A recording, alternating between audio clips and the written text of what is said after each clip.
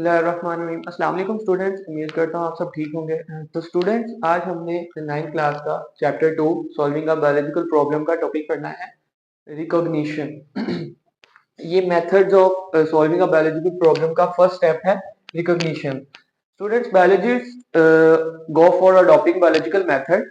Biologist तब biological method को use करते हैं when they encounter some biological problem, जब उन्हें कोई बायोलॉजिकल प्रॉब्लम दरपेश आती है, जब वो देखते हैं कि ये कोई प्रॉब्लम लाइफ से रिलेटेड है, तो तभी वो इसका सहारा लेते हैं, तभी वो बायोलॉजिकल प्रॉब्लम के सोल्यूशन यानी method of biological solving a biological problem को अडॉप्ट करते हैं। A biologist problem is a biological problem is a question related to living organism, यानी कि जो biological problem है वो एक क्वेश्चन होगा लिविंग ऑर्गेनिज्म से related, that is either asked by someone, यानी कि वो किसी से भी किसी ने भी बायोलॉजिस्ट से आस्क किया यानी उससे पूछा होगा कि लाइफ से रिलेटेड प्रॉब्लम उसको जो फील हो रही है या उसमें वो उससे सफर कर रहा है, और comes in biologist mind by himself, या फिर उसके अपने ही दिमाग में किसी सिचुएशन को या कोई भी ऐसा सीन देखकर उसके जहन में कोई इस तरह की प्रॉब्लम आ गई जिसकी वजह से उसे ये वाला मेथड अडॉप्ट करना पड़ा, एक प्रॉब्लम जो बायोलॉजी यानी कि बायो से रिलेटेड है उसको सॉल्व करने के लिए। नेक्स्ट स्टेप स्टूडेंट्स, प्रॉब्लम के बाद उसको ऑब्जर्वेशन करना। ऑब्जर्व हम करते हैं अपनी 5 सेंसेस के साथ। 5 senses vision, hearing, smell, taste, touch. Vision यानी कि देखना, जिसे हम आंखों के जरिए करते हैं। हेयरिंग सुनना, यानी जो जिसमें हमारे कान मदद करते हैं। स्मेल यानी कि स्मेल करना, उसको नोज जिसमें हमारी हेल्प करता है। टेस्ट उसका जायका जुबान के थ्रू, और टच यानी कि हमारे हाथ से हम उसको छूने का प्रोसेस जो है ऑब्जर्वेशन के अंदर ही आता है।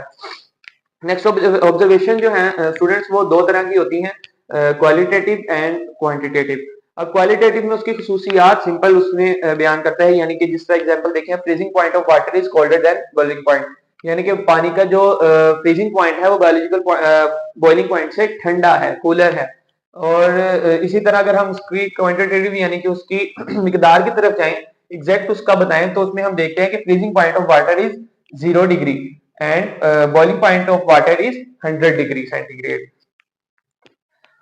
नेक्स्ट स्टूडेंट देखिए example, litre of water is heavier than litre of ethanol, यानी कि इथानॉल का 1 लीटर पानी के 1 लीटर से हल्का है, पानी का 1 लीटर भारा है इथानॉल से। किस तरह? 1 litre of water 1 litre of water is equal to 1000 grams, ठीक है। और जबकि 1 लीटर ऑफ इथानॉल यानी 1 लीटर ऑफ इथानॉल है 789 ग्राम, यानी कि यहाँ पे डिफरेंस है ग्राम्स का। इथानॉल जो है वो लाइट इन वेट है ग्राम्स के हिसाब से, और वाटर जो है वो हैवियर है 1000 gram and ethanol 789 gram. Next step जो सा है ऑब्जर्वेशन के बाद हाइपोथेसिस। हाइपोथेसिस जो है स्टूडेंट्स उसकी कुछ खसूसियात हैं, जिसके hypothesis should have following characteristics, यानी कि हाइपोथेसिस की कुछ ये खसूसियात होनी लाजमी है। Should be a general statement, एक इसकी जनरल स्टेटमेंट होनी चाहिए हाइपोथेसिस की। Should be a tentative idea, hypothesis का एक टेंटेटिव आइडिया होना चाहिए।